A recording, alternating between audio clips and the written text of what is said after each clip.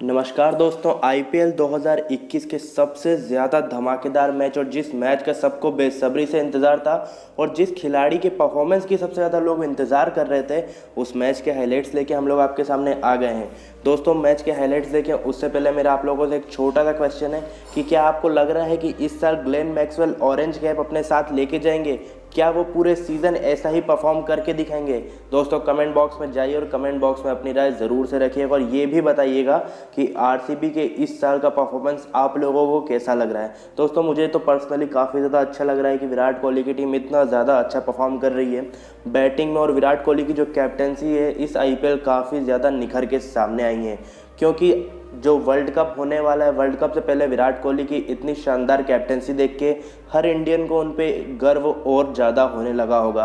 नहीं तो अधिकतर लोग तो यही डिमांड कर रहे थे कि वर्ल्ड कप में रोहित शर्मा को कप्तानी मिल जानी चाहिए, लेकिन विराट कोहली ने इसका करारा जवाब दे दिया है आईपीएल के सीज़न की शुरुआत में ही। अब दोस्तों, चलिए बात कर लेते हैं आईपीएल 2021 के मैच नंबर जो 10 हुआ Kolkata night Riders versus Virat Kohli की रॉयल चैलेंजर बेंगलुरु के बीच, उस मैच के हाइलाइट्स के बारे में। अब दोस्तों, आरसीबी जब बैटिंग करने उतरी तो लग नहीं रहा था कि चेन्नई जैसी, जो गर्मी में पहली बात तो मैच स्टार्ट हुआ दिन के समय, इस आईपीएल सीज़न का इस समय का पहला मैच है जो दिन में खेला गया, और ऐसा लग नहीं रहा था कि कोई भी टीम इस गर्मी में 165 या 170 रन के स्कोर को पार कर पाएगी।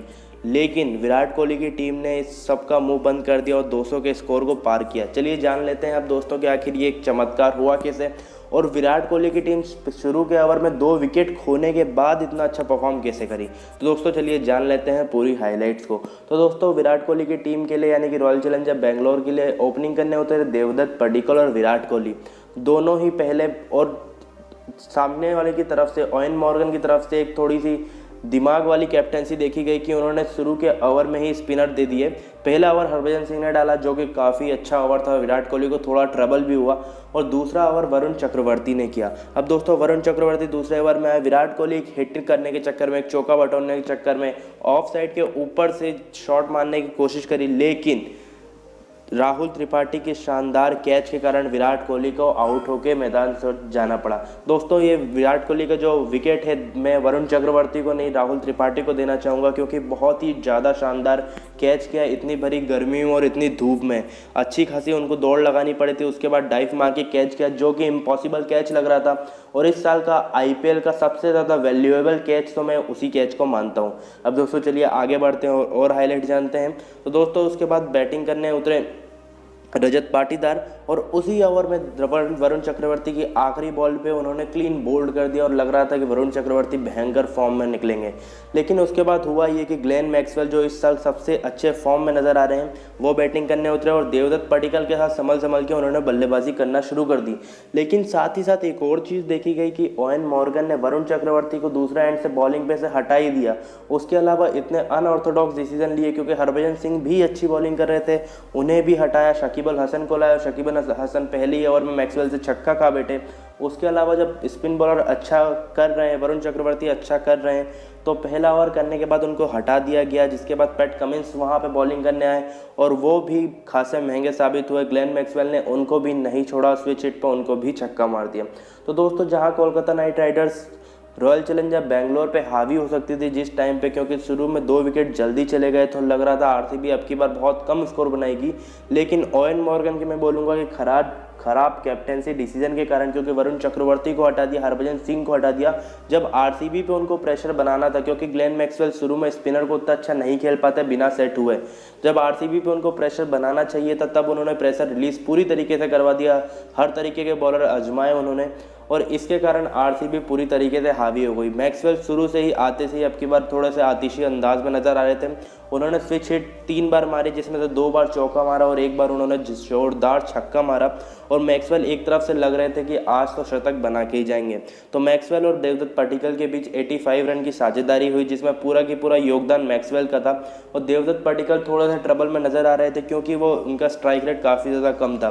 तो दोस्तों, उन्होंने 28 बॉल पर महज 25 रन बनाए, और फिर स्ट्राइक रेट को बढ़ाने के चक्कर में जब टीम को नीड थी, वो सही भी था कि उन्होंने छक्का मारने की कोशिश करी, लेकिन वो बाउंड्री लाइन पे कैच आउट हो गया प्रसिद्ध कृष्णा की बॉल पे, और कैच किया था फिर से राहुल त्रिपाठी ने।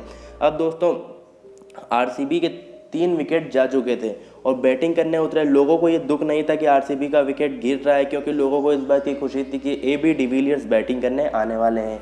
अब दोस्तों AB डिविलियर्स जब बैटिंग करने आए तो सारी पब्लिक खड़े होके, पहले ही बहुत कम लोग हैं लेकिन फिर भी जितने लोग थे सब चेयर करने लगे।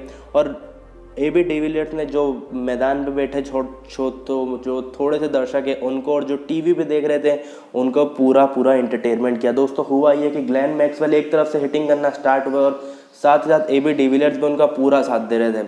अब AB डिविलियर्स तब तक खामोशी से बल्लेबाजी कर रहे थे जब तक ग्लेन मैक्सवेल हार्ड हिटिंग कर रहे थे। जैसे ही AB डिविलियर्स और मैक्सवेल के बीच पार्टनरशिप 50 रन पार हुई, उसके बाद दोनों छोरों से रन बनना स्टार्ट हो गए।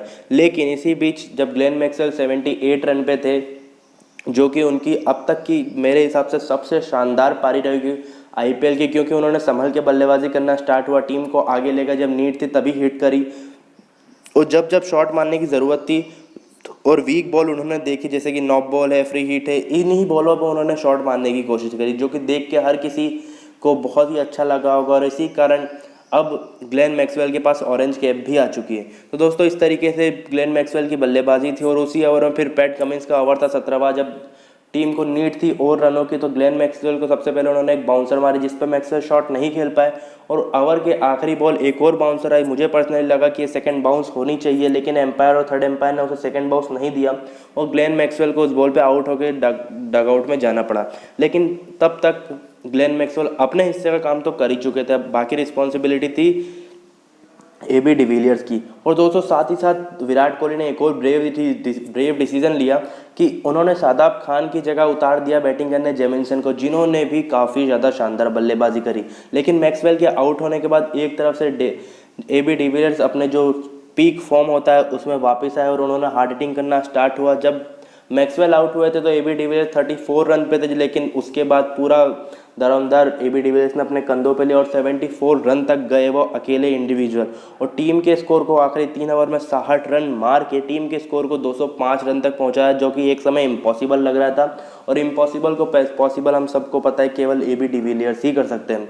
तो AB डिविलियर्स और ग्लेन मैक्सवेल की शानदार पारी और जेमिसन की 2-3 हार्ड हिटिंग के कारण आरसीबी शुरू में 2 विकेट खोने के बावजूद इतना अच्छा परफॉर्म किया कि 205 रन तक पहुंच गए।